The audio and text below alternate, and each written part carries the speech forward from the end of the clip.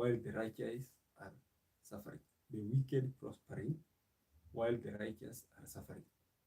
We need to confirm whether it is true or what God means when he says he's going to bless his people.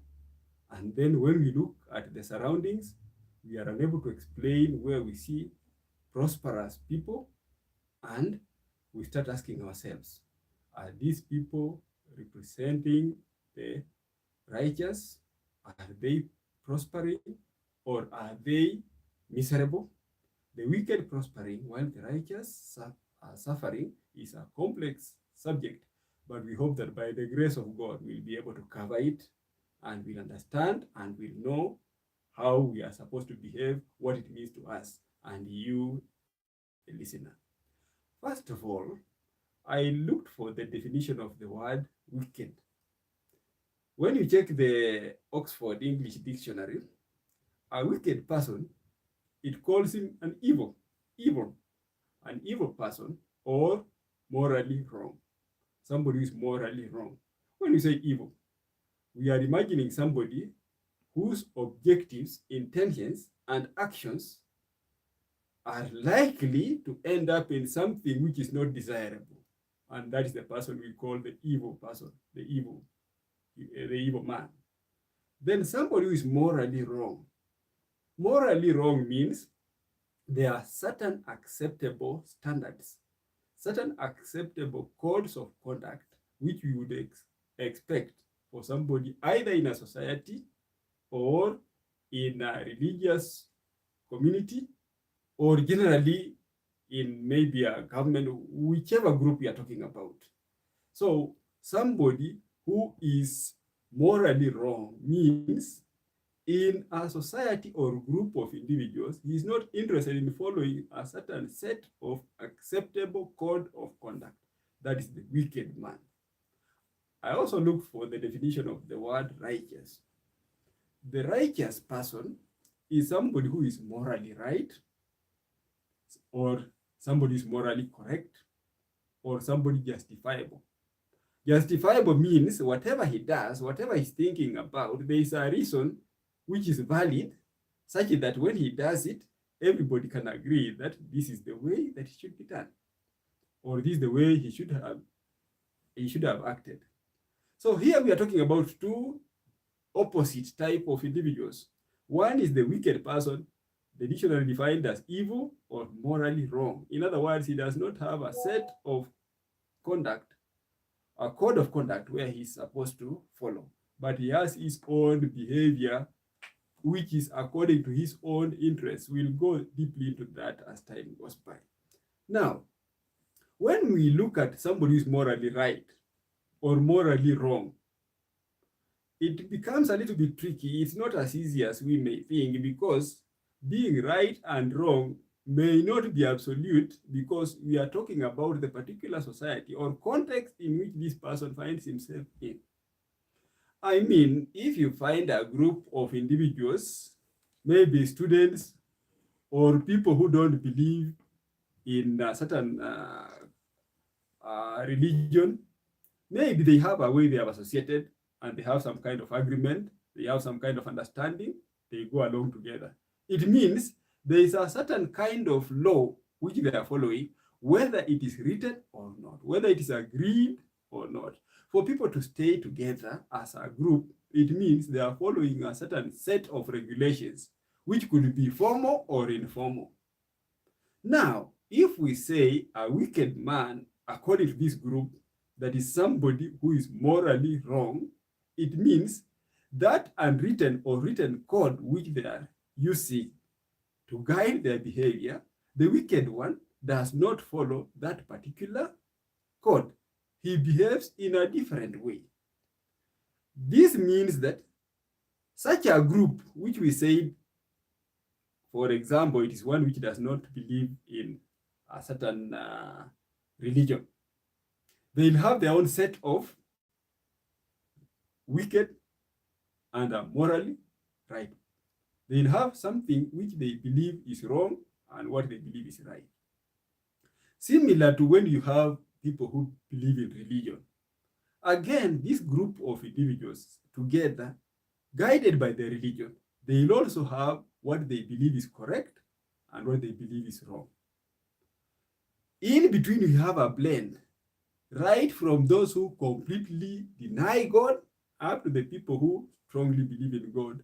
We have a range of beliefs, and each of them will have a certain code which they believe is right and the other one being wrong. Therefore, the word morally correct is subjective. I mean, there is no particular behavior which you will call morally correct in the world, unless if you are referring to God or referring to religion. In the presence of God, there is what is right in the presence of God and what is wrong in the presence of God. But in our society, as long as we are not relying on God, what is good and what is wrong is subjective, because it will depend on what this team of individuals believe. If you go from country to country, you will again find the same issue. Certain rules and laws which are written, some of them punishable. You may find in one country it is an offense to do something whereby you may end up being jailed for doing it, while in another country it is completely innocent. So according to them, they will be morally right in that country where they accept it and it is written in their laws. But in the country where it is prohibited, you do it, it is wrong. Therefore, the idea of right and wrong being the guiding principle to define a wicked man and a righteous man is subjective if we don't have some absolute way of identifying what is right or wrong. And that's why we say it is only absolute when we are referring to religion. In this case, we will leave the other blends of regulations which will define right or wrong and go as per what God says. In this case, we don't have a choice. So, according to God, there is a set code or the commandments which God has instituted, and there is what God calls right and what God calls wrong.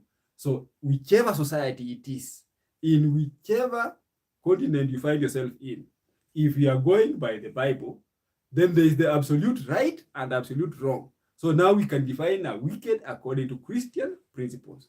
So the wicked man does not have a law. He behaves in his own way. He goes according to his own convenience. The righteous man goes according to the commandments of God. Now we have defined the righteous man and the wicked man according to the laws of God. Then we go back to our original question. We were asking ourselves, is it true that the wicked prosper while the righteous suffer?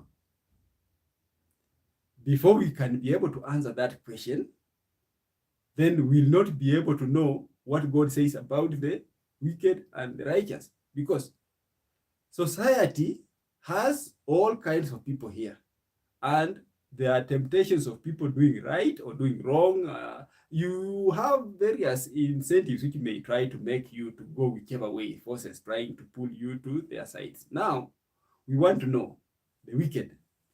Is it true that they prosper while the righteous, they suffer? Then from there, we look at what the Bible says about it.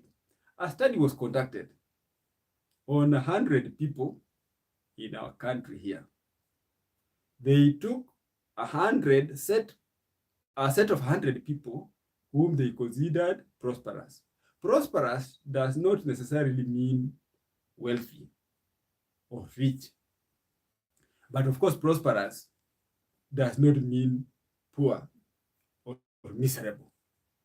Because you can't say that this person is prosperous and he doesn't know what he'll eat in the evening. Maybe he doesn't even have clothes, maybe his clothes are tattered. Then you are saying he's prosperous. So at least when we say somebody is prosperous or is prospering, there is a minimum amount which you expect the person to have, a minimum amount of wealth. At least he should be able to clothe himself. He He should be able to feed himself and to feed his children. This person should be able to at least attend to the duties that he's expected to do. If the society is calling upon him to do something, if he's supposed to intervene in maybe an issue that is there, he is able to do a number of these things. And at the same time, he is happy. So the crowning principle is that this person is happy, at least to us who are observing, to the observer. We are seeing that this person is a happy person, is able to eat, is able to feed his family, and to take care of some interests. So 100 people were selected according to that criterion. And they checked, out of these 100 people whom we believe are prosperous, how many are honest individuals? So honest is some kind of measure which can help us to tell us whether these people are morally correct or wrong. Out of 100, it was found that only eight people were honest as per the observer's point of view.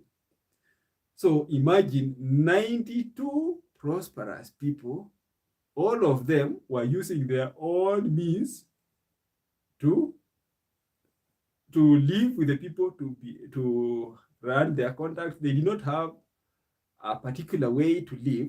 100 people, you find 92 people were people who did not follow the correct procedures, or we say they are not following the commandments of God in the society. Only 8 appeared to be honest. Remember, this is from the human observation, from the observer's point of view. Righteousness is something which is very difficult to ascertain or to measure, especially if you are not referring to yourself. Myself, it is possible to know what I believe or what I'm doing, whether I'm right with God or not. But for me to look at my friend, at best, I can see that he's telling me the truth, or maybe he's behaving in a good way, but I'm not able to judge with certainty that this person is righteous.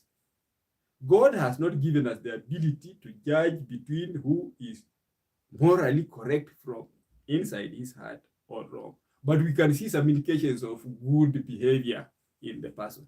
Therefore, if from an observer's point of view, it was found that 8 people were honest, absolutely, in the presence of God, according to God's judgment, maybe there could only be 2 people, 3, or maybe 1 person who was honest. I mean, 8 were judged to be honest from a human point of view, an observer from outside. And remember, people can hide their thoughts and emotions. It is possible for me to look at you and believe that you are honest when you have your own reasons and objectives for behaving in whichever way you have done, such that I judge you to be honest.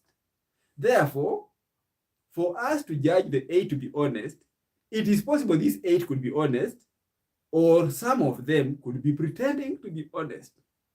Therefore, we would expect that a small number of these people to be that they are actually righteous people. It paints a very grim image where we find out of 100 people, maybe 3 or 2 are honest.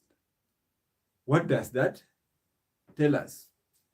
Now, it is giving a greater inclination of those people whom we are seeing as per the human eye. We are seeing the majority to be that they are people who are not following certain regulations. What are the dynamics that come up in play? And how come we tend to find that this great number of people are not following God's way, or they are not honest people, and yet somehow they are able to get things? The society has certain dynamics that affect how people are able to live and how people can be able to acquire their way of survival, or how they can be able to get wealth, or what they think to be happiness or otherwise. For example, we have these two individuals whom we are interested in, the wicked man whom we also define as the evil man, and we have the righteous person. These two people, both of them are in the society now. The wicked one does not have a set code of rules, but is guided by self-interest. Anything which benefits him is likely to execute it, no matter whether it is referring to himself or somebody else. He can even go to the extent of even helping some other person, but this helping some other person is guided by the bottom line principle that at the end of the day, he is expected to gain something. I mean this, an evil or wicked person can also assist somebody. A wicked person can do something which appears to be good or which may make somebody to be happy. But the guiding principle, the bottom line, is that this evil or wicked man is looking for self-interest. So where he does good to others, it is guided by what is going to gain out of that, whether it is popularity or whether something else is waiting for to get from somewhere else so that he can be able to do something good to another person. Otherwise, everything else the evil man does will be for him to gain. Now, the righteous man, he, of course, has a moral responsibility to God, because we are told that the end of the matter all has been heard. Fear God and keep his commandments, for this is the whole duty of man. So the righteous man, in his endeavor or in his life, the first thing is that he has a moral obligation or responsibility to God. Secondly, he has a responsibility to take care of himself so that he can be able to live, to be able to get his necessities. And the righteous man also has concern for others, because the commandments of God are two. They say, love God with all your heart and love your neighbor as you love yourself. So loving your neighbor as loving yourself means you are concerned about your neighbor. That means in the event that something happens, this righteous man is likely to commit either his time, his property, or whatever it is for the sake of concern to the neighbor or the others. Secondly, even when it is not a necessity, or let's say, even when it is not that a disaster has happened, the righteous man, out of his concern for others, will also share. So there are two things. As the righteous man looks for his own material that he wants to acquire, the guiding principle is that he has a moral obligation to God, that he'll follow certain regulations which God deems to be right. Whatever God says to be right, the righteous man will want to follow.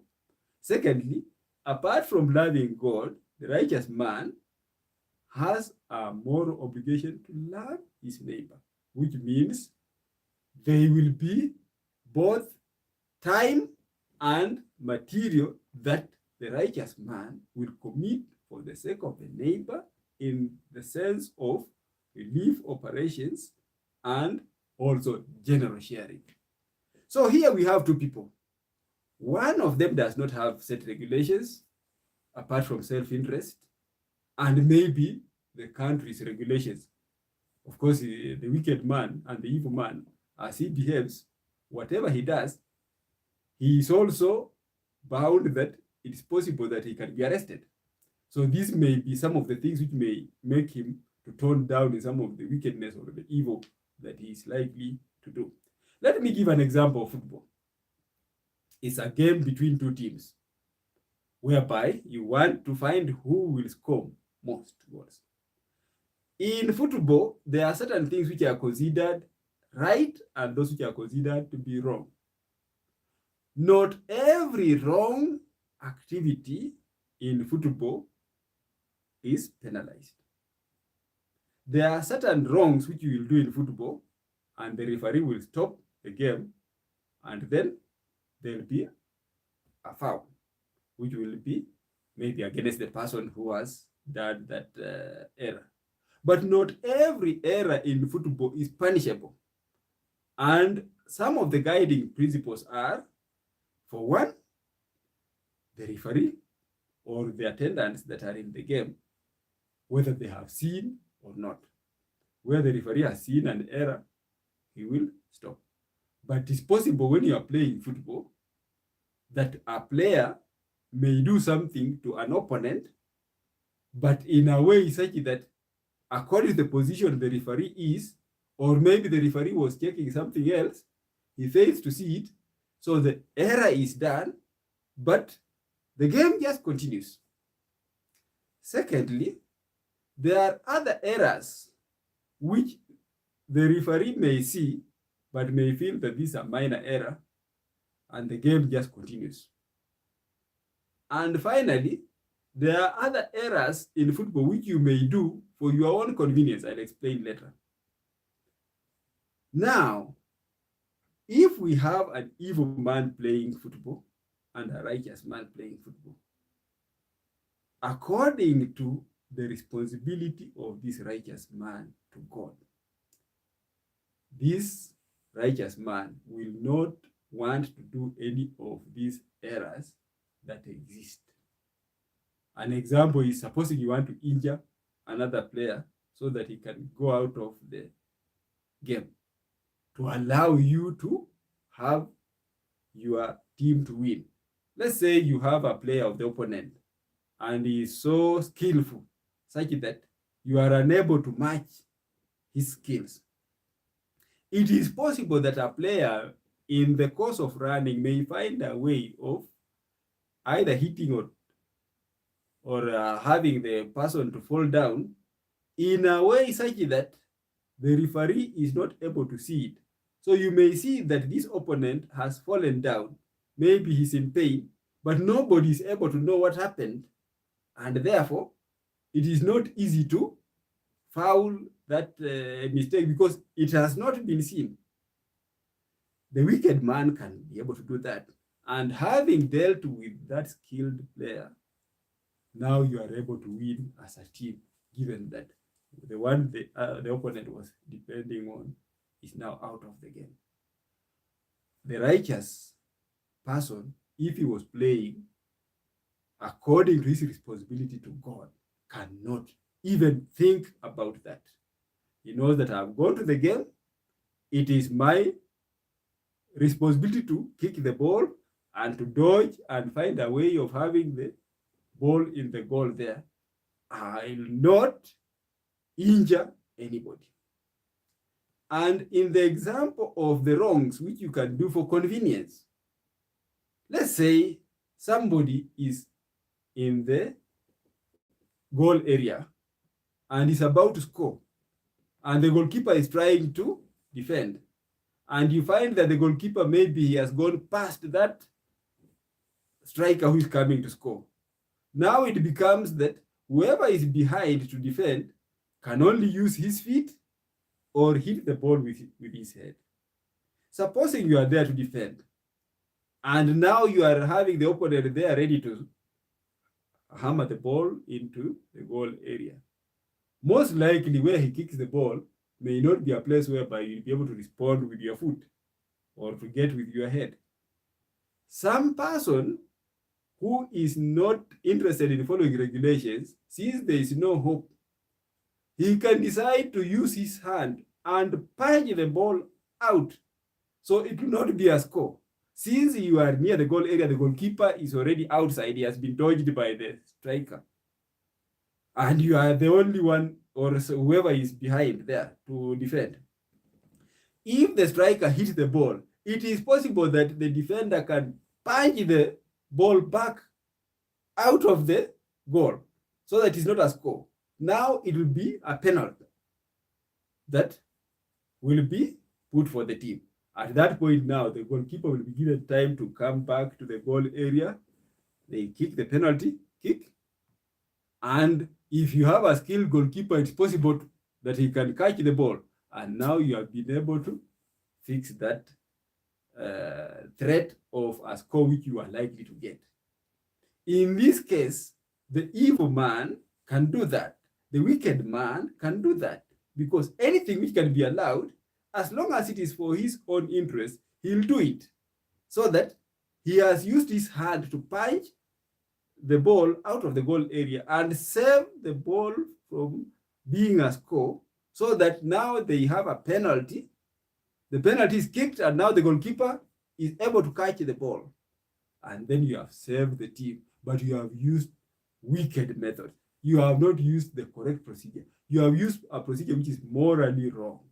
But somebody who is righteous will know that even though that option exists, but according to his moral responsibility to God, it is a wrong method of doing it, so the righteous man will not do it. This also applies in real life situations. There are various wicked procedures or evil procedures that somebody may do to salvage a situation, and then at the end of the day, since the society may not see or penalize whatever has been done, then the person has escaped with that wickedness. Then you find somebody has survived. But the righteous man knows that according to my moral responsibility to God, there is a way I'm supposed to behave. I cannot do the following things. Let's look at what the Bible says. The book of Zephaniah, chapter 3, verse 1 to 4. The book of Zephaniah is in the Old Testament, just before Haggai. Zephaniah chapter 3, I want to read from verse 1 to verse 4. It says this: Woe to the city of oppressors, rebellious, defiled. She obeys no one. She accepts no correction. She does not trust in the Lord. She does not draw near to her God. Her officials are roaring lions. Her rulers are evening wolves, who leave nothing for the morning. Her prophets are arrogant. They are treacherous men. Her priests profane the sanctuary and do violence to the law. This is a very strong message. We'll analyze each of these statements one by one as we see, as per how it relates to the righteous and the wicked. The easiest is, of course, the last statement that I've read. Doing violence to the law, what does that mean? Doing violence to the law means that you don't have a set code of regulations to follow, or what we say, the end justifies the means. Doing violence to the law just means that you are not following the law. Then talking about treacherous, treachery. Here we are talking about doing something which is likely to cause a problem, or which may end up being a concern to the others. Treacherous. And the statement, leaving nothing for the morning. And remember, we are talking about the wicked man or the evil man. He's leaving nothing for the morning. It is not food that he is saying he has eaten everything, leaving for the morning. It means there is some arrogant or evil or bad activity that he's supposed to do.